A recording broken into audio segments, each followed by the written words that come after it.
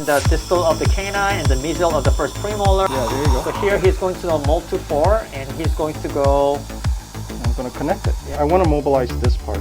This part will hold it down. Very good point.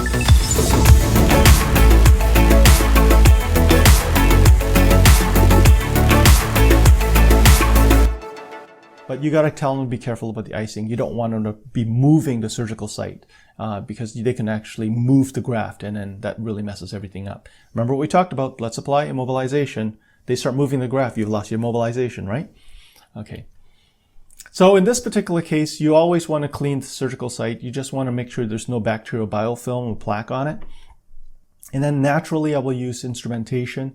So if you got to respect the biology, if the tooth is outside of biological envelope, that soft tissue is not going to heal. So you have to create a volume or a space for, for that soft tissue to occupy.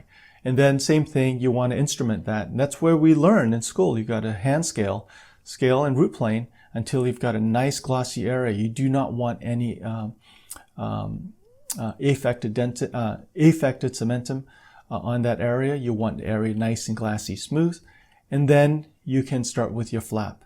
So typically I will use 15C, a 12 or 12D or even a microblade or sulcular knife to basically make my sulcular incision. And then I'll mobilize the flap. Usually I use a VISTA technique, so I'll use remote vestibular incisions. And then I would then manipulate the flap and mobilize it. The key is you got to mobilize it well. And if you don't mobilize it well, then you're not going to have success. Then you're going to be fighting for that coronal advancement using sutures when in fact it should be happening very naturally. Okay, and so this is me showing that the flap is sufficiently mobilized. I could probably mobilize it a little bit more, and you just want to take your perioprobe and just advance that loose flap. Then I typically harvest. In this case, I decided to harvest from the palate, single incision. Typically, there are many ways of harvesting from the palate. You've got your single incision, which is what I call my sliding door technique. I make an incision and then I go inside and I grab the piece of connective tissue. You can have the trapdoor technique where you basically have the single incision, but then you draw two verticals and you flap it like a trapdoor. And then you grab your connective tissue and then you put it back and then suture it. I'm also going to show you a different technique for elevating the flap, which is the vestibular approach. So I'll have a 15C. Okay. So number 15 here we go, please. Yeah. So what he's going to do is he's going to try to combine two different approaches because it's for educational purposes. Okay, so this is the canine eminence.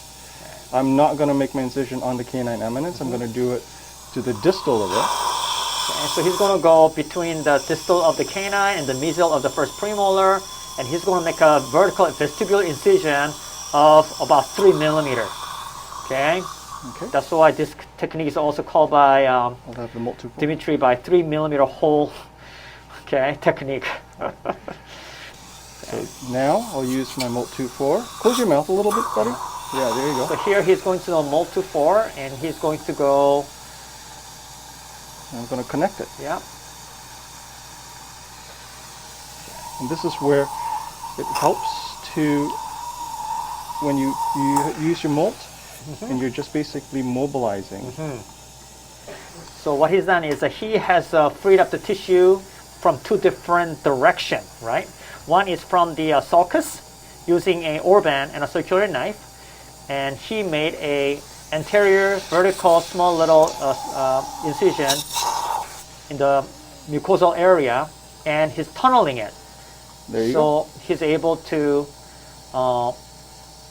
get the tunnel in the same plane, because what you don't want is have a tunnel in a different plane, and you'll have a hard time dragging in the connective tissue graft later on. So I want to do this as a demo. Yeah. Just to show you the continuity of the flap. So I'm taking my perioprobe, putting it in one end, and you see that? Yeah. So I want them to see the continuity of that flap. Same thing.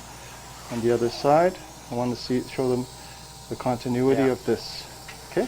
So it's very important that it's on the same plane.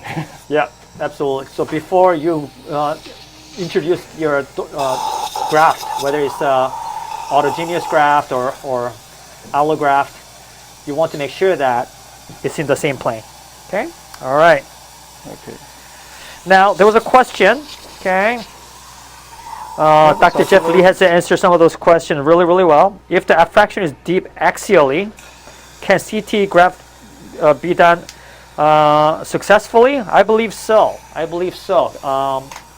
As long as there's not a heavy restorations, like Dr. Jeff Lee already mentioned to you, if there's some restoration, you can literally remove some of the shallow restoration and do a connective tissue grafting, and you'll be amazed how well connective tissue graft will stick onto the root surface. Okay, CTG is one of the most powerful procedure that we can do to grow tissue There you go.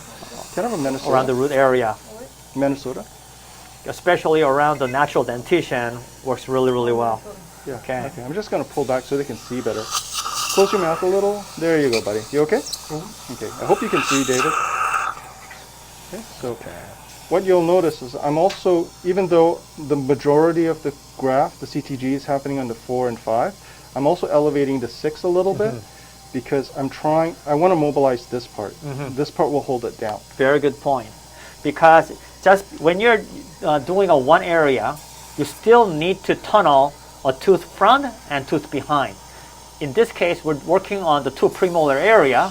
So he's actually tunneling, okay, tooth in front, which is a canine, and tooth behind, which is a molar area.